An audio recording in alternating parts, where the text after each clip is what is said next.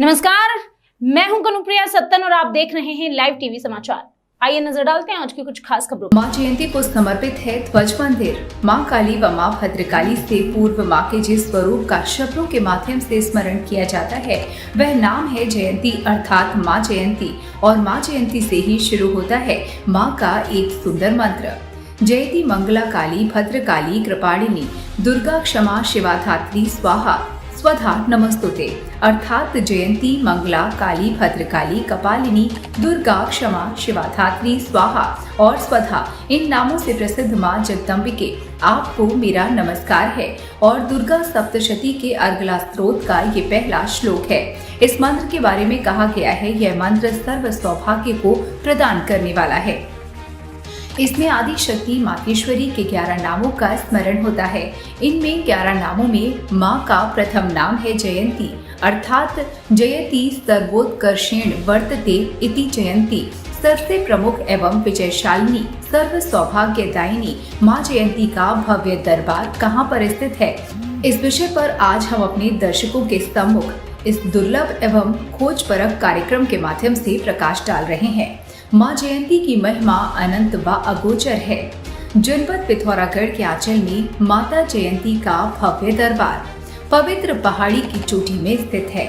जनपद मुख्यालय से लगभग 20 किलोमीटर की दूरी तय के पश्चात आगे 5 किलोमीटर की दुर्गम चढ़ाई चढ़ने के बाद मां जयंती के भव्य भवन के दर्शन होते हैं। जिस चोटी पर माता का मंदिर विराजमान है वह पर्वत शिखर पिथौरागढ़ जनपद की सबसे ऊंची चोटियों में एक है। यहाँ से चारों ओर की पर्वत मालाओं का नजारा बड़ा ही भव्य दिखाई पड़ता है। दूर दूर तक फैले पर्वतों के शिखर इस चोटी के सामने बहुत ही छोटे प्रतीत होते हैं।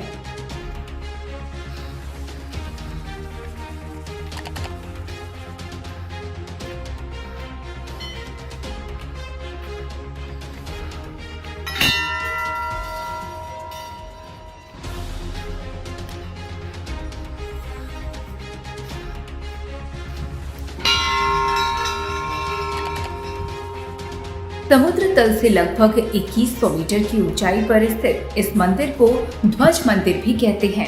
मां जयंती को समर्पित इस मंदिर से थोड़ा पहले एक अद्भुत गुफा है, जिस गुफा में भगवान शंकर एक भव्य अलौकिक स्वरूप में पिंडी के रूप में विराजमान है, जिन्हें खंडेनाथ के नाम से भी पुकारा जाता है। शिव और शक्ति की ये पावन भूमि सदियों से युगों युगों से पूजनीय है। स्कंद पुराण के मानस खंड में यहाँ का सुंदर वर्णन मिलता है। इस स्थान की महिमा के बारे में जब ऋषियों ने व्यास जी से पूछा, ध्वज पर्वत की स्थिति, तीर्थ स्थान, नदियों का उद्गम एवं वहाँ के स्थित शिवलिंगों के महात्म्य का वर्णन करें। ध्वज पर्वत कहाँ पर स्थित है, उस पर आरूढ़ होने का क्या फल है, वहाँ किन देवों की पूजा होती है। ऋषियों के इस प्रश्न पर व्यास जी ने उत्तर दिया, मुनिवरों, रामगंगा की बाईं ओर पावन पर्वत है, उसके दक्षिण में ध्वज पर्वत है। उसका शिखर उन्नत है, अनेक धातुओं और औषधियों से वो प्रदीप्त है। सिद्ध, विद्याधर, यक्ष आदि के परिवारों से वह पर्वत वेष्टित है। दिव्य धातुओं की इसमें सहस्त्रशाह खाने हैं। हिमालय को नमस्कार करता हुआ ये ध्वजा की तरह स्थित है। श्यामा की तीरवासी सिद्धों और चित्रसेनाती गंधर्वों से सेवित है। इस पर्वत पर विशेषता सिद्धों एवं विद्याधर गणों का वास है।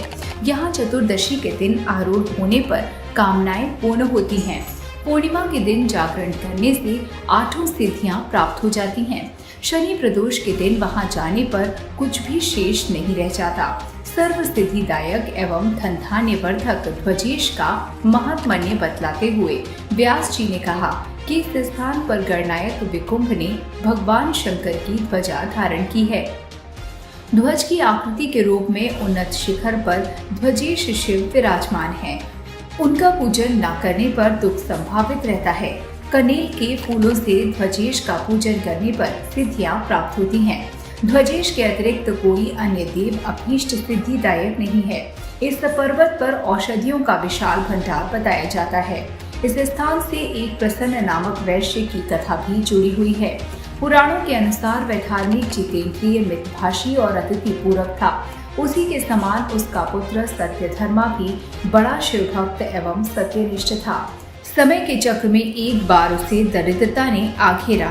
वह अपनी पत्नी समेत निर्जन वन में आ गया। यहाँ एक शिव योगी से उसकी भेंट हुई। दोनों शाम्ब सदाशिव का ध्यान करते हुए ध्वज पर्वत पर पहुँचे। शिव एवं शिव शक्ति की कृपा से उन्हें यहाँ अलौकिक सिद्धियाँ प्राप्त हुई। ज्ञात हुआ कि चतुर्दशी को ध्वजेश का पूजन करने पर मानवों को अलौकिक सिद्धियों की प्राप्ति होती है। स्कंद पुराण में कहा गया है, जो मनुष्य एकाकी ध्वजेश का पूजन कर रात्रि जागरण करता है उसे सिद्धि प्राप्त होती है। ध्वज क्षेत्र की महिमा का बखान करते हुए स्कंद पुराण के मानस में महर्षि व्यास जी ने लिखा है, ध्वज की दाहिनी और ध्वजा गुहा है और वहाँ शंकर का पूजन करके गंगा स्नान का फल प्राप्त होता है। फिर ध्वज के पूर्व भाग में सिद्ध गुहा है, वहाँ सिद्धेश का पूजन कर सिद्ध जलों से स्नान करने पर गूंगापन दूर होता है।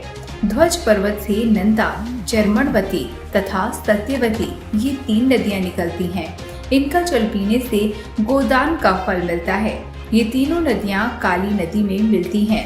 नंदा और जर्मणवती के मध्य चरमेश का पूजन कर शिवलोक प्राप्त होता है। नंदा में स्नान कर ध्वजेश का पूजन करने से धन लाभ होता है। उसके पश्चिम भाग में कालिका का पूजन तथा कालिका जलों में स्नान कर शिवलोक प्राप्त होता है। ध्वजा के पश्चिम में कालापी नदी है, उसमें स्नान करने से गंगा स्नान का फल मिलता है। उसके मूल में महादेवी और शंकर का पूजन होता है।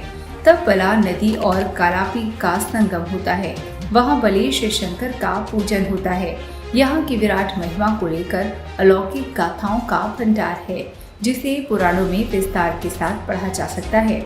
माँ जयंती को समर्पित इस पावन स्थल की महिमा कुल मिलाकर अपरंपार है। रमाकांत पंत की रिपोर्ट।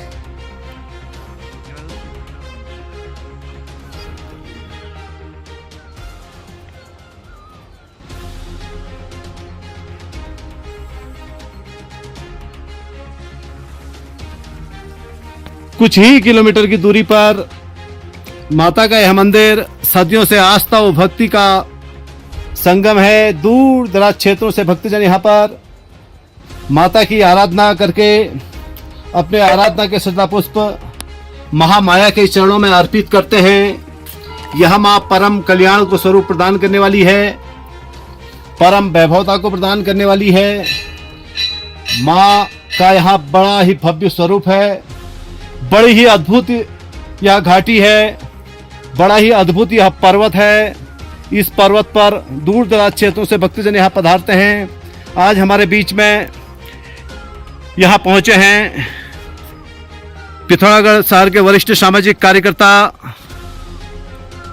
ओंकार बिष्ट जी। ओंकार बिष्ट जी यहाँ पहुंचे हुए हैं, आइए मिलते हैं इनसे। बिष्ट जी, आपका बहुत बहुत स्वागत है और आपसे जानना चाहेंगे कि आप इस क्षेत्र में कब कब आते हैं? मैं लगभग आते रहता हूँ यहाँ पे, जैसे संडे हो गया और जब भी मेरे को मौका मिल पाता है, जब भी माता की कृपा होती है तब मैं यहाँ पे आ जाता हूँ देव दरबार पे। अच्छा, पिथौरागढ़ शहर से यहाँ की दूरी लगभग कितने किलोमीटर हो गए? लगभग अगर हम गाड़ी में आएंगे तो हमको कुछ 2 घंटा लगता है आने में। अच्छा। और अगर हम पैदल ट्रैक करते हुए आते हैं तो यहाँ पर कुछ 270 के आसपास सीढ़ी माँ के पास आने के टाइम पर समय लगता है। अच्छा अच्छा, पैदल तो खैर काफ़ी है मार्ग।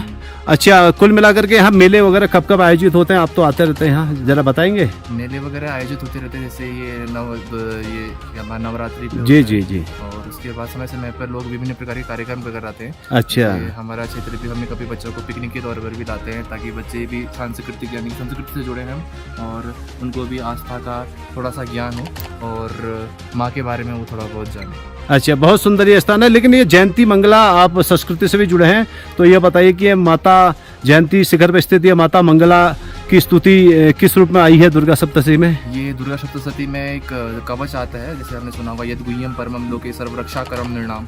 ये हमारी जो है सभी तरह से रक्षा करती है, सारे शत्रुओं का विनाश करती है। इसमें पूरा श्लोक आता है, जैसे हम नवरात्रियों पे आता है, सबसे पहला आता है प्रथमम शैलपुत्री च, द्वितीयम ब्रह्मचारिणी, तृतीयम चंद्र घंटेति, कुष्मांडेति, चतुर्थकम पंचमम स्कंद मातेति, षष्ठम कात्यायनीति च, सप्तमम कालरात्रि महागौरी चाष्टवम, नवम शुद्धिदाति च, नवदुर्गा प्रकृतिर्थाउक्तानि एतानि नामानि ब्रह्मणे व महात्मने। की ब्रह्मा से, ब्रह्मा के नाम है, या अगर बोलेंगे तो ब्रह्मा से हम इसको जोड़ सकते हैं। और शिव का ही ये रूप मानी जाती है माँ काली का। और जितने भी प्रकार से यहाँ पर लोग दर्शन करने आते हैं, जी जी। अतुल्य और बहुत ही प्राचीन और अत्यधिक सुंदर मंदिर इसको मैं कह सकता हूँ। चलिए ओंकार बिष्ट जी, आपने अपना समय दिया, आपका बहुत बहुत धन्यवाद। जयंती माता मंगला के मंदिर से पहले यह अद्भुत गुफा है। यह गुफा प्राचीन काल से भगवान शंकर की यहाँ आराधना होती है। भगवान शंकर का यहाँ वास माना जाता है और कल्याणदाता भगवान शंकर इस गुफा के भीतर विराजमान हैं और भक्तों को बड़े ही अलौकिक स्वरूप में दर्शन देते हैं। इस क्षेत्र के आस्थावान भक्त हमारे बीच में उपस्थित हैं। गुरु जी, आपका शुभ नाम?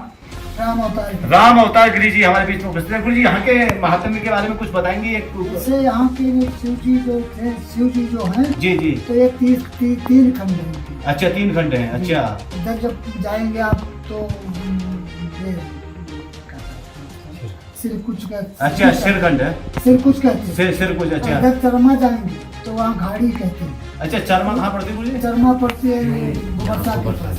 अच्छा अच्छा, गोबरसा के पास में खंडे में वहाँ चरण पूजे जाते हैं। अच्छा, तो यहाँ धड़ है। अच्छा, धड़ के हिसाब से शिव जी का धड़ भी है और शिव जी के हिसाब से वो ध्वज के हनुमान जी जब समुद्री ड्यूटी लेके जा रहे थे, जी जी, तब का यहाँ जो है तो उसमें कुछ हिस्सा टूटे जा रही जयंती माता। अच्छा, यहाँ जो महिषासुर मर्दनी, अच्छा, ये सब यहाँ युद्ध हुआ तो यहाँ महिषासुर मर्दनी का वध भी हुआ। अच्छा, महिषासुर मर्दनी के रूप में भी यह माता पूजी जाती है, जैसा कि गिरी जी महाराज जी ने बताया। और इसके अलावा यहाँ पर भगवान शंकर के धड़ की पूजा होती है। धड़ की पूजा होती है। तो यह भगवान शिव के 3 भाग हैं और यहाँ पर आप देखेंगे कि बड़ा ही पावन स्थल है, बड़ा ही दिव्य स्थल है और योगियों के लिए और ध्यान लगाने वालों के लिए तो यह स्थान मनोवांछित फल को प्रदान करने वाला है। और गिरी जी हमारे बीच में उपस्थित रहे। आपका शुभ नाम गुरु जी?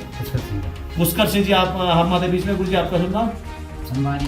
संभाली पाल जी। आप भक्त लोग हमारे साथ में उपस्थित रहे, आप लोगों ने हमारा मार्गदर्शन किया, आपका बहुत बहुत धन्यवाद। और यह चोटी जो है पिथौरागढ़ की मैं समझता हूँ सबसे ऊंची चोटियों में एक है। बहुत लंबा सफर तय करके हम यहाँ तक पहुंचे। आप देख सकते हैं चारों ओर कोहरा है। जहाँ तराई भाग में इस समय गर्मी से लोग व्याकुल हैं, वहीं पहाड़ की इस चोटी पर हम लोग जैकेट पहने हुए हैं। हम लोगों को भी ठंड लग रही है, हालांकि हम जैकेट नहीं लाए, लेकिन यह स्थान अपने आप में भव्य है, अपने आप में दिव्य है, अपने आप में अलौकिक है। राष्ट्रीय न्यूज चैनल के लिए मैं रमाकांत पंत, ध्वज शिखर माता जयंती मंगला के चरणों से। अभी के लिए बस इतना ही। बाकी खबरों का सिलसिला लगातार रहेगा जारी। अगर आप रहना चाहते हैं हर वक्त अपडेटेड, देखते रहिए लाइव टीवी समाचार।